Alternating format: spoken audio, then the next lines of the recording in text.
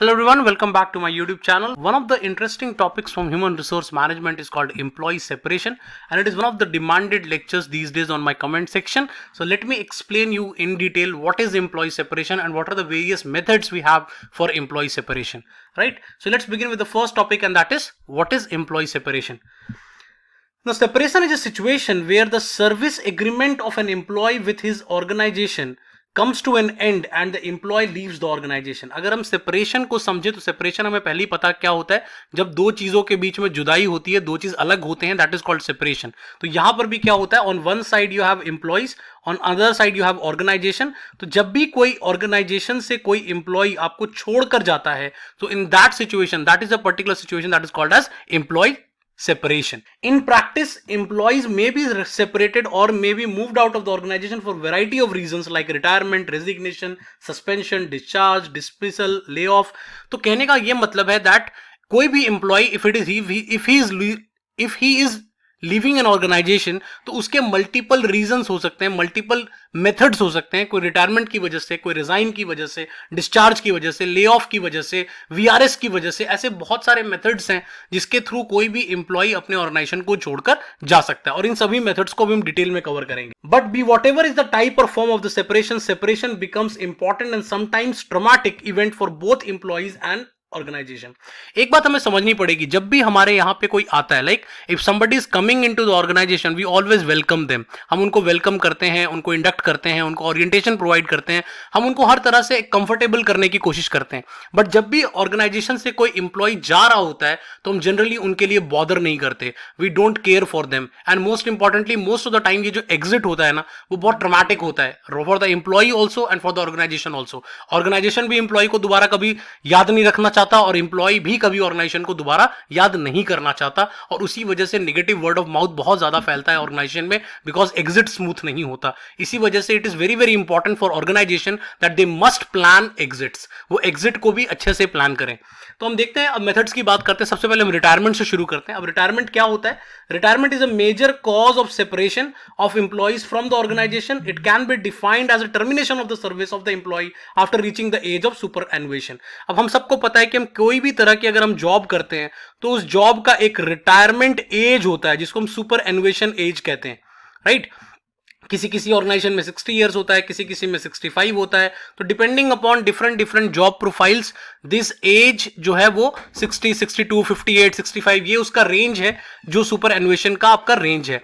तो that means कि जब भी ऑर्गेनाइजेशन से लोग छोड़ते हैं, जब अपने सुपर एनुएशन को पूरा करने के बाद छोड़ते हैं, मतलब उन्होंने 65 अटेन कर लिया, 60 अटेन कर लिया, या 30 इयर्स ऑफ सर्विस अचीव कर ली, उसके बाद जब ऑर्गेनाइजेशन जब आपको एम्प्लॉय छोड़कर जाता है, so that is what is called as retirement. उसी को हम रिटायरमेंट कहते हैं. It can be of two types, ये दो तरह के हो सकते हैं. First kind of type is called as compulsory retirement and second is called as voluntary retirement. ये दो तरह के हो सकते हैं, right? So let's have the difference between, what is the difference between compulsory and voluntary. Voluntary और compulsory के बीच में क्या डिफरेंस है? तो कंपल्सरी मतलब जब भी रिटायरमेंट हो रही है, तब जब एम्प्लॉय रिटायर हो रहा है, और compulsory after attaining the age of superannuation. जो भी ऑर्गेनाइजेशन ने एज बताई हुई थी 62, 58, 65, जब वो एज आपने अचीव कर लिया, उसके बाद जब आप रिटायर हो रहे हैं, तो वो एक कंपल्सरी रिटायरमेंट कहलाता है. And some organizations like university may have the policy of reappointing professionals and others possessing rare skills and expertise in limited time after attaining superannuation. अब यहां पर एक इंपॉर्टेंट पॉइंट क्या है कि कई ऐसी ऑर्गेनाइजेशंस होती हैं, कुछ ऐसी यूनिवर्सिटीज होती हैं जो अपने रिटायर्ड एम्प्लॉयज को भी दोबारा बुला लेती हैं, because those employees have some rare skills. कोई पर्टिकुलर सब्जेक्ट में, कोई पर्टिकुलर ट्रेनिंग प्रोग्राम में वो बहुत अच्छे हैं, तो इस वजह से रिटायरमेंट के बाद भी वो अपनी स्पेशल सर्विसेज को प्रोवाइड करते हैं on certain amount of salary जो भी ऑर्गेनाइजेशन डिसाइड करता है. But most of the time ऐसा नहीं होता. अगर सुपरएनुएशन हो जाती है, तो हम रिटायरमेंट दे देते हैं लोगों को, और उनकी जगह हम नए लोगों को सिस्टम में लाना पसंद करते हैं. On the other side, when we talk about voluntary retirement कब होता है? When organization gives an option to the employees to retire even before the superannuation.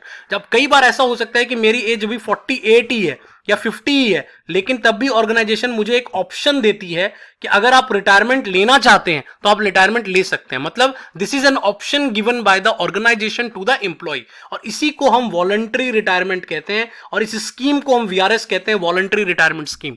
That means कि मेरी एज चाहे सुपरएनुएशन तक नहीं पहुंची है, but still if the organization has this option, कि वो मुझे ऑप्शन देती है कि हम आप रिटायरमेंट ले सकते हैं, तो आपके पास एक ऑप्शन आ जाता है। तो अब सवाल ये उठता है कि मैं ये ऑप्शन क्यों लूंगा? अगर मेरी सैलरी 10 साल 12 साल अभी और पड़ी हुई है मेरी जॉब, तो मैं ऑब्वियसली 48-50 पे रिटायरमेंट क्यों लूंगा? तो अब यहां पर एक इंपॉर्टेंट पॉइंट ये होता है कि organization by providing certain incentives are trying to encourage their employees to opt for voluntary retirement. अब यहां पर क्या होता है कि जो ऑर्गेनाइजेशन होती है वो आपको बेनिफिट देती है। बेनिफिट का मतलब ये होता है कि जितने भी साल आपकी सर्विस बची होती है उस सभी सालों की आपको सैलरी प्लस उस पे भी एडेड कुछ और इंसेंटिव या बोनस, वो सारा पैसा आपको एक बार में लमसम में मिल जाता है। And that is the reason why लोगों को लगता है कि भाई अगर इतनी टाइम में जो जॉब करने के बाद जो चीज मिलती वो हमें पहले ही मिल रही है, तो हम क्यों ना उस ऑप्शन को अभी ले लें और 48-50 पे ही रिटायर हो जाए वो सारा पैसा लेकर के। And employees in return of voluntary retirement are given a lump sum payment, this is called as golden handshake. और जैसा मैंने आपको बताया कि अभी कि आपको एक अच्छा खासा पेमेंट मिल जाता है, एक अच्छा खासा अमाउंट मिल जाता है, जो अमाउंट आप एक बार में ले सकते हैं, विड्रॉ कर सकते हैं। और इसी वजह से इस पूरे प्रोसेस को हम गोल्डन हैंडशेक कहते हैं, क्योंकि ये विन विन सिचुएशन हो जाता है। On one side organization wanted you to go and on the other side you also took that option because you were getting benefited out of it।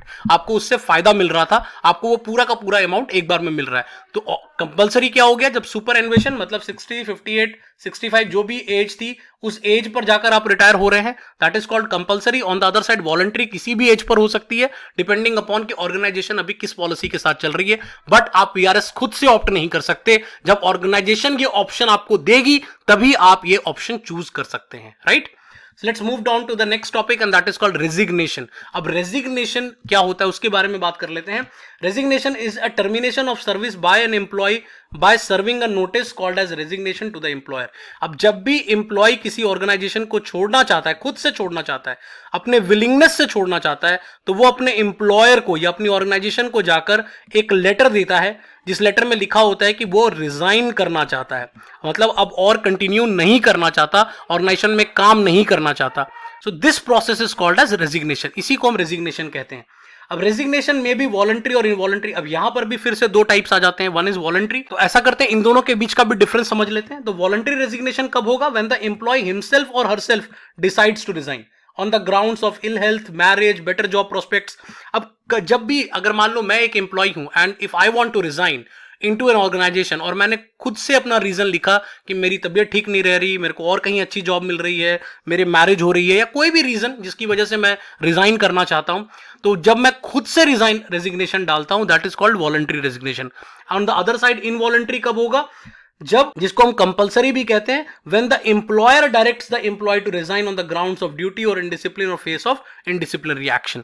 अब कहने का मतलब यह है कि कई कई सिचुएशंस में एम्प्लॉयर भी आपको मजबूर करता है, आपको निकालता नहीं है लेकिन आप पर प्रेशर डालता है, आपको फोर्स करता है कि आप खुद से रिजाइन डाल दो। अगर आप रिजाइन नहीं डालोगे तो हम आपके खिलाफ एक्शन लेंगे, आपके खिलाफ कोई कमेटी बनाएंगे, या आपने कोई ना कोई गलती की है जिस गलती को इनकैश कर लेता है एक एम्प्लॉयर। तो इसका मतलब यह है कि जब आप खुद से करेंगे so that is called voluntary, जब रेजिग्नेशन एम्प्लॉयर आपको इन्फोर्स करवा देगा आपसे so that is called compulsory और कॉल्ड इनवॉलंटरी।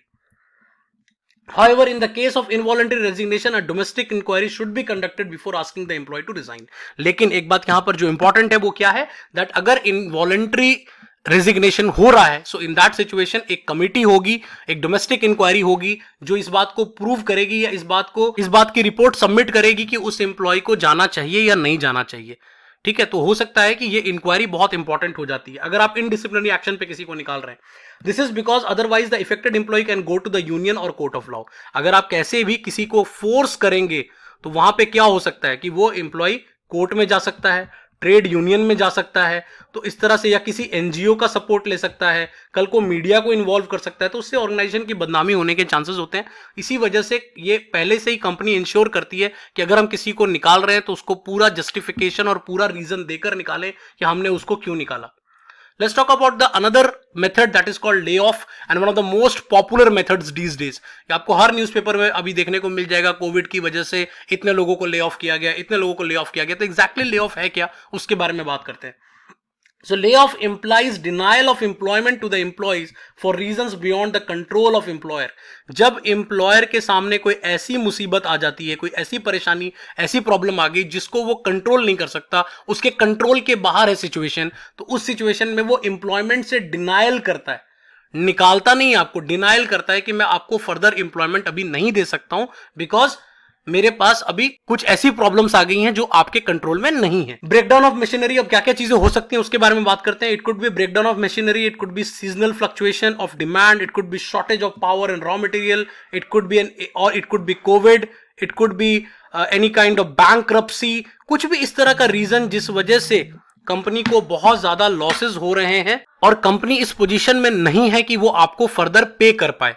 तो that is the reason why they ask the employees to get laid off. So it is important to note that the employee-employer relationship does not come to an end but is suspended for some time. Layoff may be temporary. अब यहां पर एक बात हमें समझनी पड़ेगी, layoff को अगर मैं बिल्कुल सिंपल लैंग्वेज में आपको समझाऊं, ये एक ऐसी छुट्टी होती है जिसमें आपको सैलरी नहीं दी जाती। मतलब ऐसा भी हो सकता है कि layoff बहुत टेम्पोररी हो और 2-3 महीने के बाद ही कंपनी आपको वापस बुला ले। उसका रीजन है कि हो सकता है कि इस टाइम पर वो सिचुएशन, अभी जैसे कोविड का सिचुएशन हो सकता है, कल को कोविड का सिचुएशन जब खत्म हो जाएगा, चीजें नॉर्मल हो जाएंगी, तो जिन एम्प्लॉइज को निकाला गया था या लेड ऑफ कर दिया गया था उन्हीं लोगों को वापस बुला लिया जाए। तो लेड ऑफ कभी भी टेम्पोररी भी हो सकता है, परमानेंट भी हो सकता है। ये दोनों बातें हमें समझनी पड़ेगी।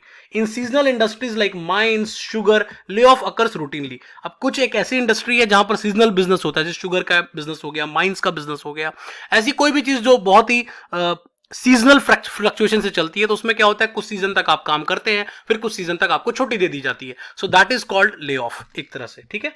ले ऑफ में also occur for an indefinite time when the layoff becomes an permanent one and it is also called as retrenchment. अब कई बार ऐसा होता है कि layoff permanent हो जाता है, मतलब आपको दोबारा कभी भी कंपनी नहीं बुलाएगी, और उस सिचुएशन में हम उसी को retrenchment भी कहते हैं। तो कहने का मतलब है जब डेफिनेट पीरियड के लिए, इनडेफिनेट पीरियड के लिए layoff हो जाएगा, सो that is called retrenchment.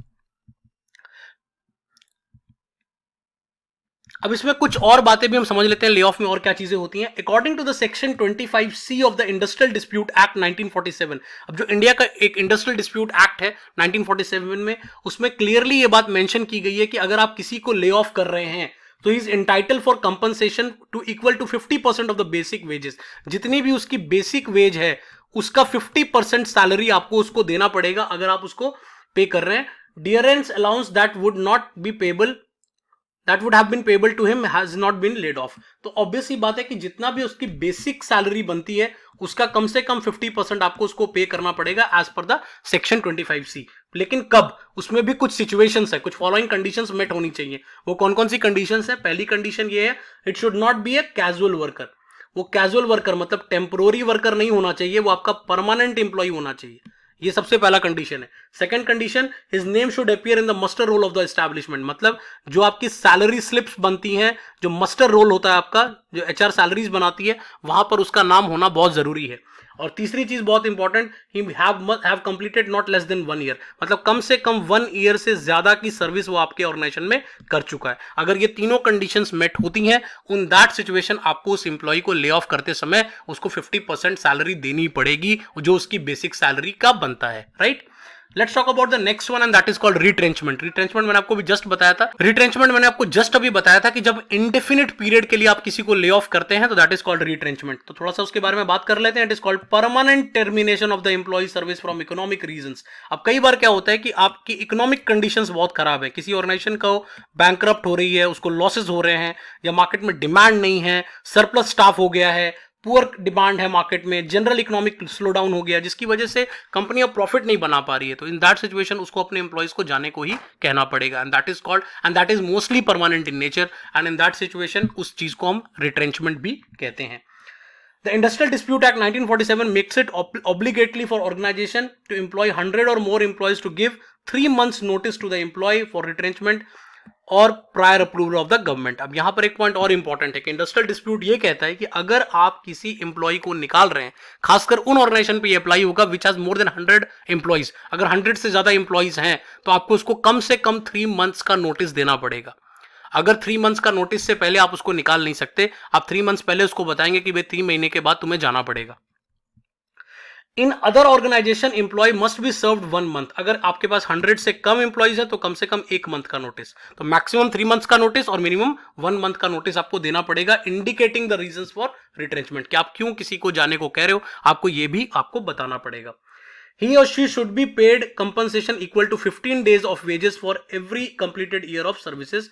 As and when there is a need for employing people in future, the retrenched employees must be given preference. अब यहां पर दो पॉइंट और बहुत इंपॉर्टेंट है. फर्स्ट, अगर फ्यूचर में कभी भी आपको रिक्वायरमेंट पड़ गई तो आपको पहले उन लोगों को बुलाना पड़ेगा जिन लोगों को आपने रिट्रेंच किया था. पहली चीज तो ये इंपॉर्टेंट है. दूसरी पॉइंट यहां पर ये है कि आपको कम से कम 15 डे का wages for every year completed service. मतलब अगर किसी ने 5 साल काम किया, दैट इज 15 इंटू 5, 75 डेज की सैलरी आपको कम से कम देनी पड़ेगी इंप्लॉइज को अगर आप उसको निकाल रहे हैं. तो डिपेंडिंग अपॉन कितने साल किसी इंप्लॉइज ने काम किया, उतने दिनों की सैलरी उतने मल्टीप्लाइड में 15 डेज की सैलरी आपको कम से कम इंप्लॉइज को देनी पड़ेगी और प्लस 3 मंथ्स का नोटिस भी देना पड़ेगा before retrenching anyone, right. Let's move to the next one and that is called dismissal. अब dismissal में क्या होता है उसकी बात कर लेते हैं. Dismissal is the termination of service of an employee on punitive measure. Punitive measure मतलब डिसमिस हम किसी को कब करते हैं? जब किसी ने कोई गलती कर दी हो, किसी ने कुछ मिस्टेक कर दिया हो, किसी ने कुछ करप्शन कर दिया हो, कुछ भी ऐसी बड़ी चीज कर दी हो जिसकी वजह से हमें किसी को डिसमिस करना पड़ रहा है. दिस में occur either on the account of unsatisfactory performance. Obviously अगर कोई परफॉर्म नहीं कर रहा है तो आप किसी को डिसमिस करते हो, और बिकॉज ऑफ द मिसकंडक्ट या किसी भी तरह का मिसकंडक्ट किसी ने कर दिया हो तो उस सिचुएशन में भी आपको निकालते हैं.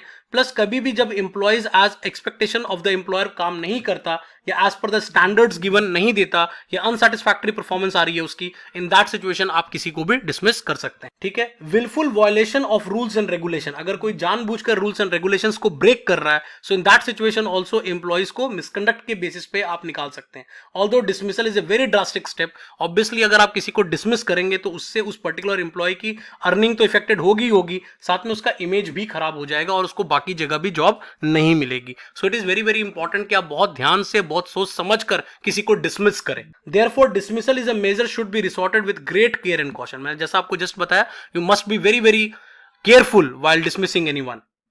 It must be justified and duly supported by the sufficient cause. किसी को भी निकालने से पहले आपके पास एक बहुत स्ट्रॉन्ग रीजन होना चाहिए, कोई स्ट्रॉन्ग कॉज होना चाहिए जिसकी वजह से आप किसी को निकाल रहे हैं. Before an employee is dismissed, he must be served advance notice to explain his position. Most importantly, dismiss करने से पहले आप एकदम से किसी को निकाल नहीं सकते. आप ये उसे जरूर बताएंगे कि आपको डिसमिस करने वाले हैं, सो दैट कि आप वो अपने पोजीशंस को एक्सप्लेन कर पाए कि उसे डिसमिस क्यों नहीं करना चाहिए. उसको रीजंस देने का मौका मिलना चाहिए. The reasons for dismissal must be clearly made to the employee. More importantly, जब भी आप किसी को निकाल रहे हैं तो आप इंश्योर करें कि उसको रीजंस पता हो कि उसको क्यों निकाला जा रहा है, राइट. तो that is very very important. तो आई होप कि आपको ये सारे मेथड समझ में आ गए हों. We are talked about retirement, we talked about resignation, we talked about lay off, dismissal, retrenchment. मैंने आपको सारे मेथड्स बता दिए कि एम्प्लॉय के सेपरेशंस में कौन कौन से मेथड्स होते हैं. So thanks for watching. I hope you enjoyed this one. Do like, subscribe and share. And इसकी भी पीडीएफ को आप नोट्स वाले सेक्शन से जाकर डाउनलोड कर सकते हैं. एचआर वाले सेक्शन में आपको मिल जाएगा. और अगले लेक्चर में फिर मुलाकात होगी. Do share with others because knowledge must be shared. Thank you.